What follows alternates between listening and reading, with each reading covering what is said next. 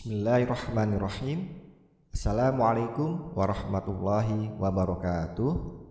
Alhamdulillah, wassalatu wassalamu ala rasulillah wa ala alihi wa sahbihi wa mawalah. Sahabat beriman yang dirahmati Allah, alhamdulillah bisa berjumpa di channel ini.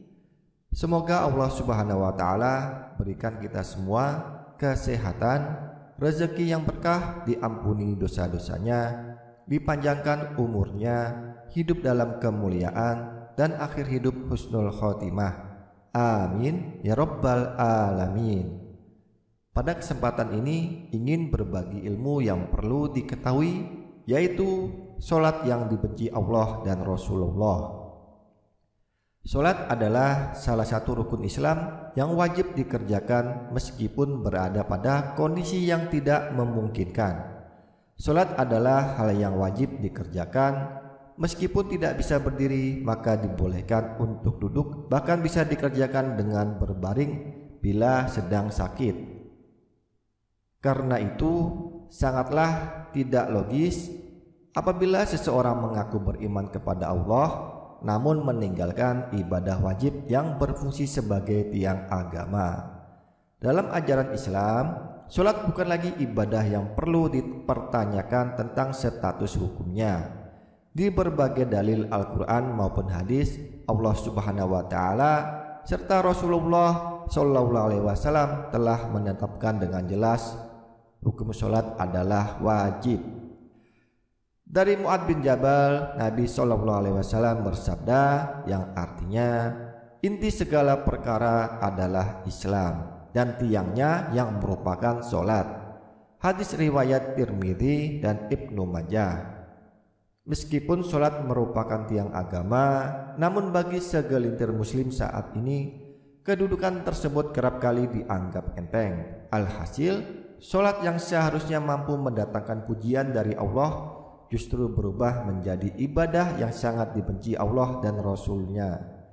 Bagaimana tidak? Esensi utama dalam sholat adalah mencari ketenangan dan kekhusyuan. Mengerjakan sholat harus dengan ketenangan dan kekhusyuan atau yang biasa disebut dengan tumak-ninah. Sholat tanpa tumak-ninah bisa menghilangkan ruh dari sholat itu sendiri. Parahnya, sholat yang terburu-buru tanpa menyertai tumak-ninah sering terjadi di sekitar kita. Hati-hati dalam mengerjakan sholat yang tidak sesuai dengan tuntunan, maka bisa dibenci oleh Allah dan Rasulullah. Kebiasaan sholat yang salah seperti ini harus dihilangkan, segera dirubah menjadi sesuai rukun agar tidak dibenci Allah dan Rasulullah. Allah dan Rasulullah sudah mengingatkan melalui dalil dan hadis untuk tidak mengerjakan sholat seperti ini. Ada hadis yang perlu kita ketahui di mana Rasulullah pernah mengibaratkan orang yang sholat tanpa tumak-ninah sama dengan kejahatan seperti seorang pencuri. Dalam Musnad Imam Ahmad dari Rasulullah sallallahu alaihi wasallam bahwa beliau bersabda, sejahat-jahat pencuri adalah yang mencuri dari sholatnya. Para sahabat bertanya, wahai Rasulullah, bagaimana mencuri dari sholat? Rasulullah sallallahu alaihi wasallam berkata, dia tidak sempurnakan ruku dan sujudnya. Hadis riwayat Ahmad. Na'udzubillahi min dzalik. Itulah pencuri dalam sholat. Mereka sholat tapi saat ruku dan sujudnya tidak sempurna alias tidak tumak-ninah.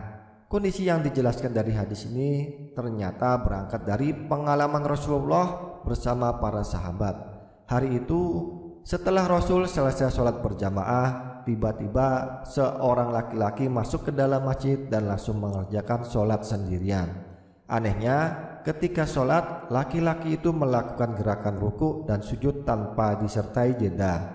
Melihat hal itu, Rasulullah kemudian berkata di hadapan sahabatnya, apakah kalian menyaksikan gerakan sholat laki-laki tersebut?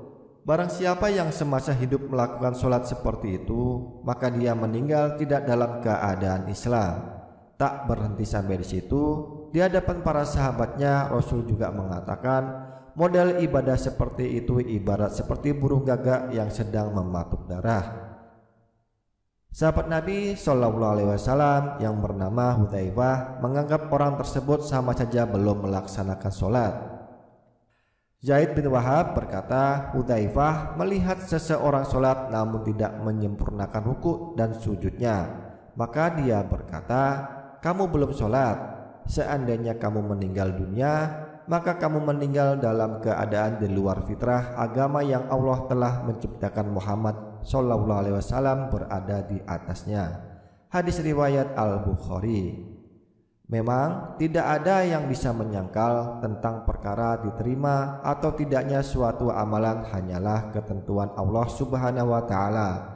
Tetapi sebagai umat muslim, kita juga harus mengetahui bahwa ibadah-ibadah yang telah ditetapkan rukunnya tak bisa diubah atau dilanggar.